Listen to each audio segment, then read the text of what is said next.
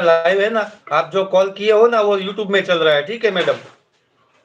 क्यों काट दिया? देखो काट दिया, ऐसे उल्लू बनाने वाले लोग आते हैं, फ्रॉड है कॉल ना। था। फ्रॉड कॉल कैसे करते हैं, कैसे बेवकूफ बनाते हैं।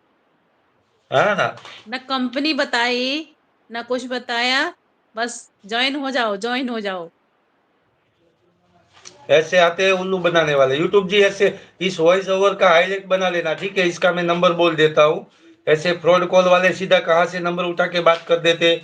इसका नंबर है 6265941946। ऐसे फ्रॉड कॉल आते रहते, तो यू इसका हाईलाइट बना लेना, ताकि और लोगों भी ऐसे गलत इंफॉर्मेशन से बच के रहे, ठीक है। तो ये हाईलाइट हमारे फैमिली के लिए भी जरूरी है। छोटे छोटे क्रिएटर है, छोटे छोटे यूट्यूबर के लिए इससे कैसे बात करनी है पहले वो आप भी कोई सीखे इससे। सीधे एग्री मत हो जाना, कोई ऐसे लालच वाले कॉल आ जाए तो कोई चीज को बिना जानकारी के एग्री मत हो जाओ, हाँ। ठीक है।